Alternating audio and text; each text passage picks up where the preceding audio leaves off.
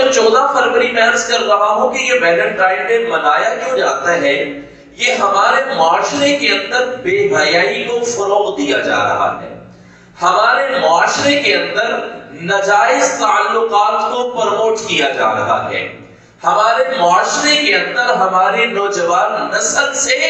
شرم و حیا کا مادہ ختم کر کے ان کے اندر بے حیائی پروموٹ کی جا رہی ہے، ان کو بے حیا کیا جا رہا ہے، اور ان کو یہ تصور دیا جا رہا ہے، ان کو یہ کنسپٹ دیا جا رہا ہے کہ شادی سے پہلے ایک غیر محرم لڑکی کے ساتھ عشق و محبت کا اظہار کرنا، 14 فروری کو اس کو کارڈ دینا، 14 فروری کو اس کو پھول پیش کرنا اور ایک ناجائز رشتہ، ایک ناجائز تعلق قائم کرنا، اس کی اجازت ہے، اس کی گنجائش ہے۔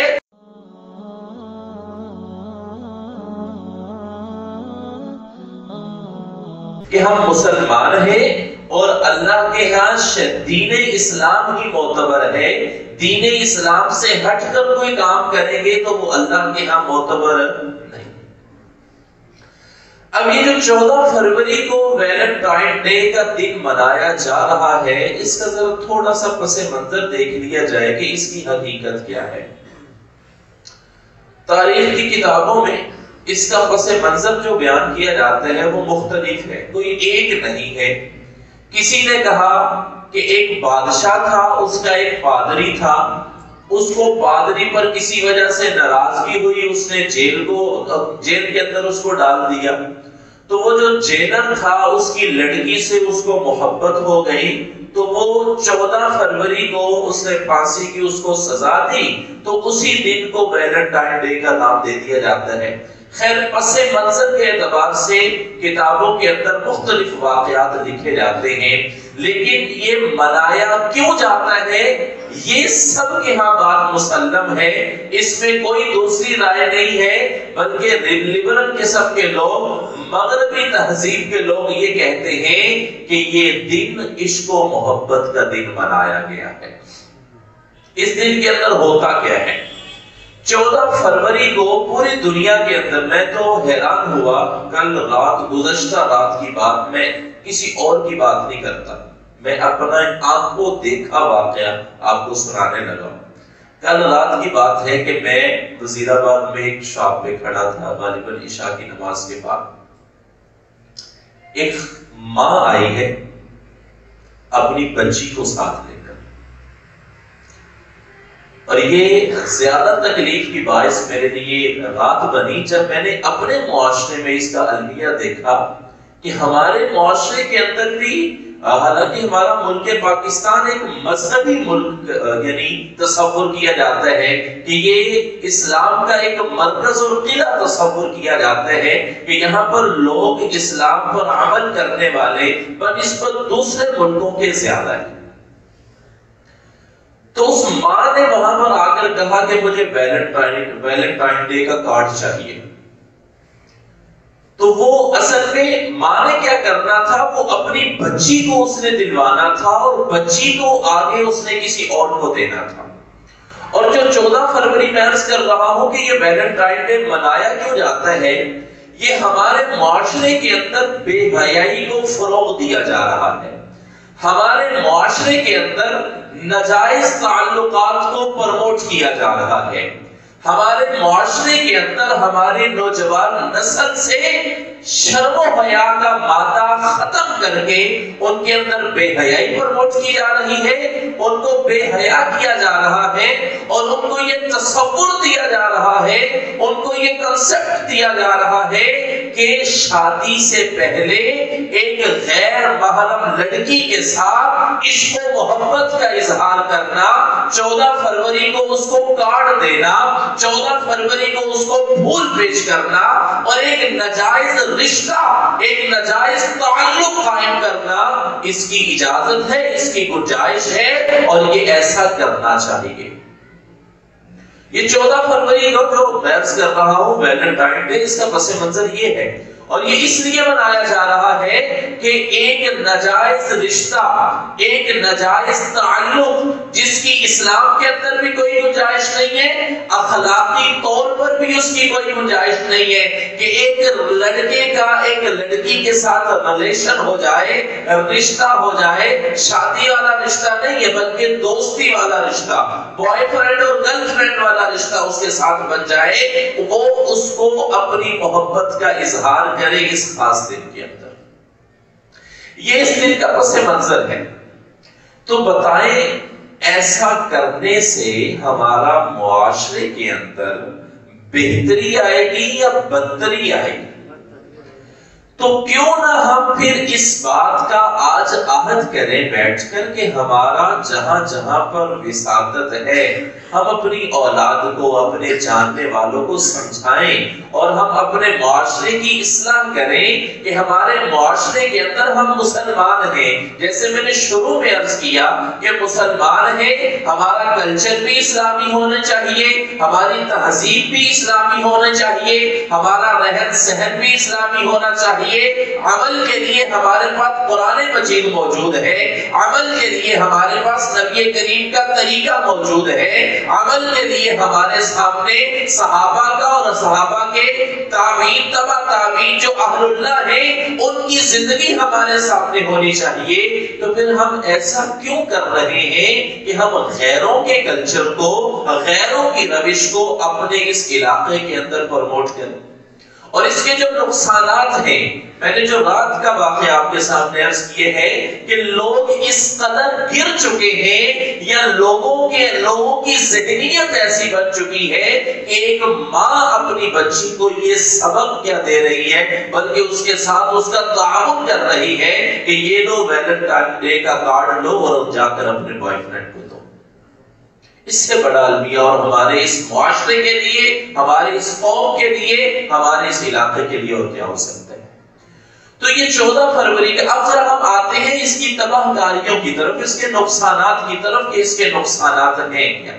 شریعت اسلام ہمیں کس چیز کا حکم دیتا ہے، اور یہ جو معاشرہ اور کلچر ہم یہاں پر لا رہے ہیں اور جس کو ہم یہ سمجھتے ہیں کہ شاید مغرب کا کلچر ہم یہاں پر لے کر آئیں گے تو ہمارا یہ علاقہ، ہمارا یہ ملک ترقی کرے گا، یہ ہمارا وہم و گمان ہے۔ ترقی ہے، اگر عزتیں چاہتے ہو تو عزتیں قرآن پر عمل کرنے سے ملتی ہیں، عزتیں ملتی ہیں تو نبی کے طریقوں پر عمل کرنے سے ملتی ہیں۔ میں وہ ایک واقعہ پیش کیا کرتا ہوں کہ جب نبی کریم صلی اللہ علیہ وسلم نے کوہ صفا پر کھڑے ہو کر اعلان فرمایا تھا، بخاری شریف کے اندر روایت موجود ہے، تو اس وقت اللہ کے نبی نے کہا تھا قولوا لا الہ الا اللہ تفلحون، کہ لوگوں کلمہ پڑھ لو کامیاب ہو جاؤ گے۔ تو اس وقت کوئی کلمہ پڑھنے والا نہیں تھا بلکہ اللہ کے نبی کے اپنے گھر والوں نے، آپ کا جو چچا لگتا ہے ابو لہب نے پتھر اٹھا کر اللہ کے نبی پر مارے تھے، لیکن اللہ کے نبی نے محنت نہیں چھوڑی، اللہ کے نبی محنت کرتے رہے۔ ایک وقت ایسا آیا کہ جب اللہ کے نبی مدینہ میں ہجرت کر کے گئے تو مدینہ کے اندر اللہ کے نبی نے دنیا کے سارے بادشاہوں کے نام خط لکھے تھے، تو ایک خط اللہ کے نبی نے ہرقل بادشاہ کے نام پر بھی لکھا تھا، اور وہ بادشاہ ایسا تھا، اس نے اعلان کیا تھا کہ یہ میرے پاس جہاں سے خط آیا ہے اس علاقے کے اگر لوگ میری سلطنت میں موجود ہیں تو ان کو میرے دربار میں پیش کیا جائے۔ تو مختلف ایک تو صحابہ کرام بھی تھے اور ایک ابو سفیان جو ابھی تک مسلمان نہیں ہوئے تھے وہ بھی وہاں پر موجود تھے، تو وہ اس کو بھی دربار کے اندر پیش کیا گیا۔ تو اس بادشاہ نے یہ پوچھا تھا فماذا یأمرکم، کہ یہ جو نبوت کا اعلان کرنے والا آدمی ہے جس کا خط میرے پاس آیا ہے یہ تمہیں کس چیز کا حکم دیتا ہے؟ تو حضرت ابو سفیان جو ابھی مسلمان نہیں ہوئے تھے انہوں نے کہا، روایت کے اندر آتا ہے کہ میرے دل میں پہلے خیال آیا کہ میں غلط باتیں جو اللہ کے نبی صلی اللہ علیہ وسلم نے کبھی کی نہیں ہے یا آپ کے درس سے وہ سبق ملتا نہیں ہے، وہ غلط باتیں آگے بیان کر دوں۔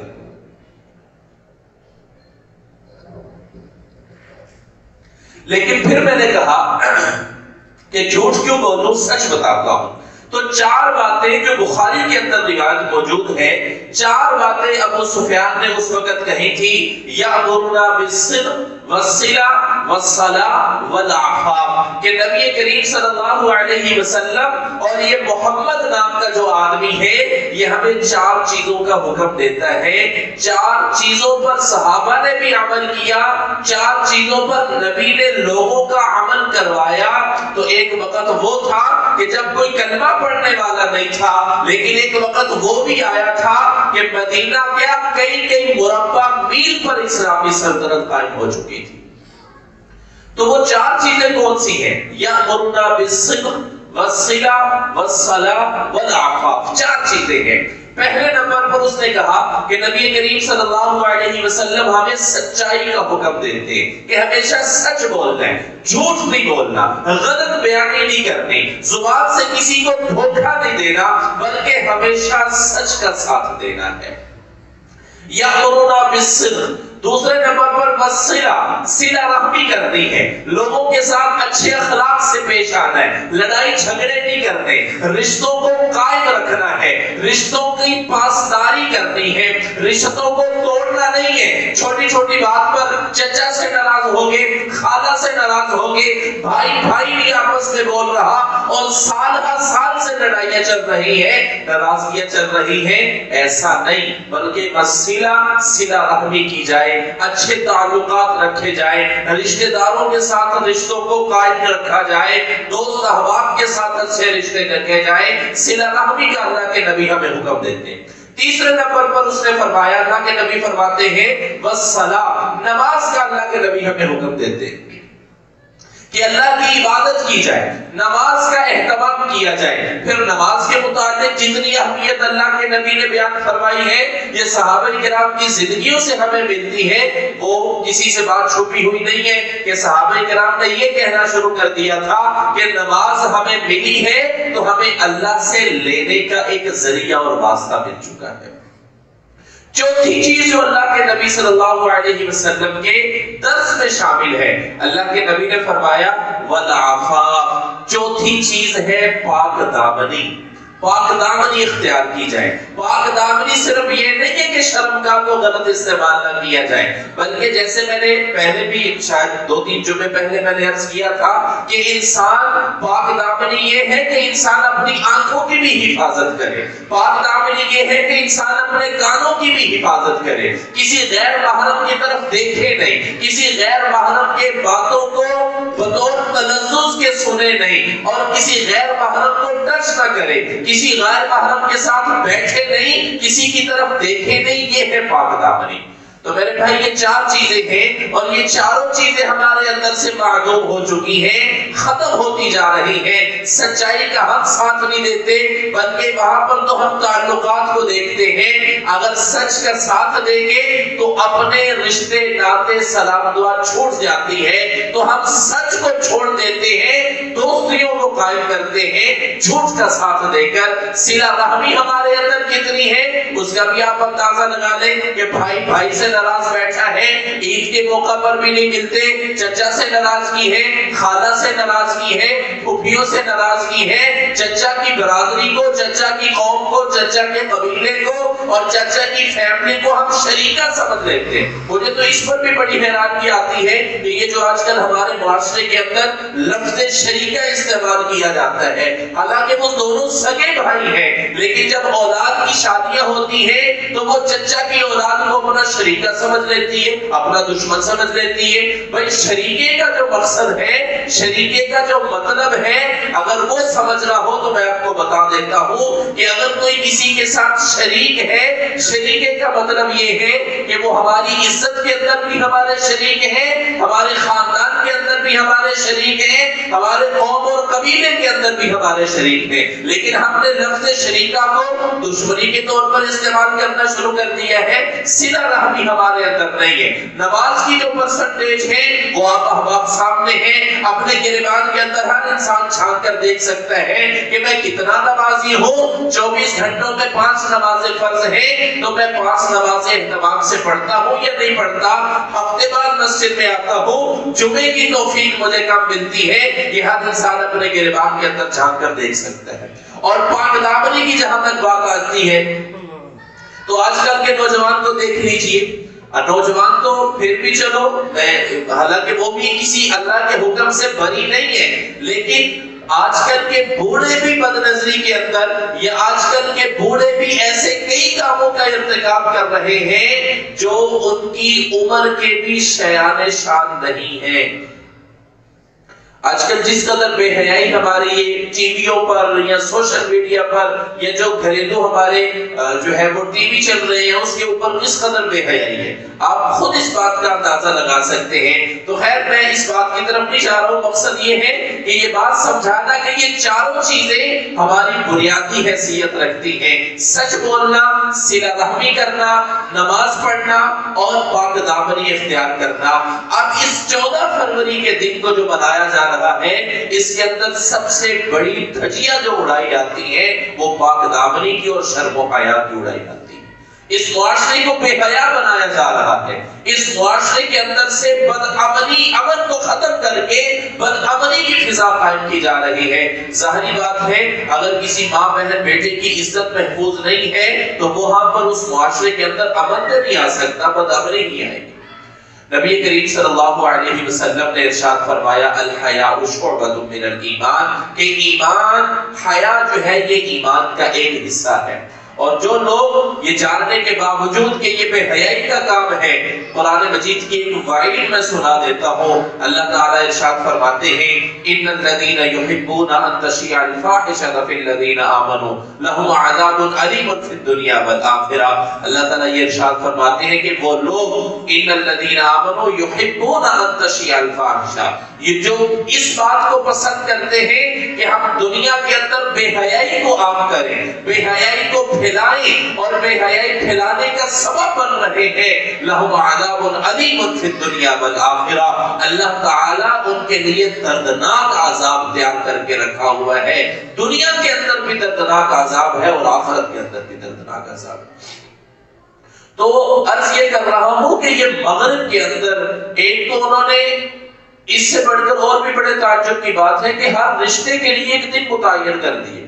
اب فادر ڈے کے نام سے جو ہے وہ ایک دن منایا جاتا ہے، مدر ڈے کے نام سے ایک دن منایا جاتا ہے کہ اس دن اپنی ماں سے محبت کا اظہار کرو، اس دن اپنے باپ سے محبت کا اظہار کرو۔ بھائی ماں اور باپ کے یہ سارے رشتے ایسے ہیں کہ ہمارا دین اسلام ان کو پابند نہیں کرتا، ان کو کسی خاص ایک دن کے لیے مختص نہیں کرتا کہ ماں سے پورے سال محبت نہیں کرنی، ماں کو اولڈ ہوم کے اندر ڈال دینا ہے، باپ کو وہاں پر جا کر چھوڑ آؤ، پورا سال ملنا نہیں ہے، ان کی ضروریات کا خیال نہیں کرنا، ان کی ضروریات کو دیکھنا نہیں ہے، ان کی خدمت نہیں کرنی، ان کی دوا داروں کا بندوبست نہیں کرنا۔ لیکن جب فادر ڈے اور مدر ڈے آتا ہے تو ہم لوگ ان کو پھول پیش کرتے ہیں اور تصویریں بنواتے ہیں، اس کے بعد نہ ماں کا پتہ نہ باپ کا پتہ۔ تو یہ جو مغرب کا کلچر چلا ہوا ہے اور دنوں کو مخصوص کر دیا گیا ہے کہ یہ فلاں ڈے ہے، یہ فلاں ڈے ہے، اسی طرح یہ جو 14 فروری کا دن خاص کیا گیا ہے اور پھر اس سے بڑا المیہ جو میں نے عرض کیا ہے کہ بے حیائی کو پروموٹ کیا جا رہا ہے، ہماری نوجوان نسل کو ایسے ایسے کام کی طرف لایا جا رہا ہے کہ جو کسی مومن کا شیوا نہیں ہے، کسی مسلمان کا شیوا نہیں ہے۔ میں تو اکثر یہ بات کہتا ہوں کہ وہ مسلمان کہ جس کے ہاتھ میں اللہ کا قرآن ہونا چاہیے تھا، قرآن کی جگہ پر غیروں نے موبائل تھما دیے ہیں۔ جس نوجوان کی زبان پر اللہ کا ذکر ہونا چاہیے تھا، اس نوجوان کی زبان پر آج کل بےہودہ کلمات، بےہودہ گانے چل رہے ہیں۔ جس نوجوان کے دماغ کے اندر، دل کے اندر جہاد کا جذبہ ہونا چاہیے تھا، اس کے عزائم اور ارادے یہ ہیں کہ کہیں یورپ ملک چلا جاؤں، وہاں پر جا کر سیٹل ہو جاؤں، کسی گوری سے شادی کر لو، بس اس کے عزائم یہیں پر ہے۔ میرے بھائی مسلمان کا یہ شعار نہیں ہے، مسلمان کی یہ شان نہیں ہے۔ مسلمان تو اللہ کی ذات پر بھروسہ کرتا ہے، لَقَدْ كَانَ لَكُمْ فِي رَسُولِ اللَّهِ أُسْوَةٌ حَسَنَةٌ، اور اپنا آئیڈیل نبی کریم محمد رسول اللہ کی ذات کو بناتا ہے، اپنا رہبر رہنما نبی کی ذات کو بنا کر زندگی گزارتا ہے۔ یہ مسلمان کا شیوا اور شعار ہے۔ تو خصوصاً آج کی محفل میں اپنے میں نوجوان بھائیوں سے یہ درخواست کرنا چاہتا ہوں، میرے بھائی اس کلچر کو چھوڑو، خوبصورتی اس میں نہیں ہے، غیروں کے طریقوں میں نہیں ہے، عزت غیروں کے طریقوں میں نہیں ہے، عزت ملتی ہے تو اللہ کے قرآن اور نبی کی سنت پر عمل کرنے سے ملتی ہے۔ قل اللہم مالک الملک تؤتی الملک من تشاء وتنزع الملک ممن تشاء وتعز من تشاء وتذل من تشاء۔ عزت اللہ کے ہاتھ میں ہے، ذلت اللہ کے ہاتھ میں ہے۔ اللہ جس کو چاہتا ہے عزت عطا کرتا ہے، اللہ جس کو چاہتا ہے ذلت عطا کرتا ہے، اللہ جس کو چاہتا ہے بادشاہ بنا دیتا ہے، اللہ جس کو چاہتا ہے بادشاہت کے تخت سے اٹھا کر گلی کا فقیر بنا دیتا ہے۔ تو یہ سب کچھ اللہ کے قبضے قدرت میں ہے۔ تو میرے بھائی غیروں کے طریقوں کو چھوڑو، حیا پاک دامنی کی زندگی اختیار کرو، اپنی آنکھوں میں حیا پیدا کرو، اپنے دل کے اندر حیا پیدا کرو۔ ہماری تنہائی اور ہے، ہمارا ظاہر اور ہے۔ ہم تنہائیوں میں جاتے ہیں گناہ کا ارتکاب کر دیتے ہیں، ظاہر میں آتے ہیں تو اپنے آپ کو بڑا نیکوکار سمجھ لیتے ہیں۔ اپنی تنہائی کو بھی پاک کیجئے، اپنے ظاہر کو بھی پاک کیجئے، اپنے موبائلوں کو بھی پاک کیجئے۔ جہاں پر آپ صبح اٹھتے ہی سب سے پہلے موبائل پکڑتے ہیں وہاں پر اللہ کا قرآن پکڑیے۔ جہاں صبح اٹھتے ہی سب سے پہلے آپ یہ سوچتے ہیں آج میں نے فلاں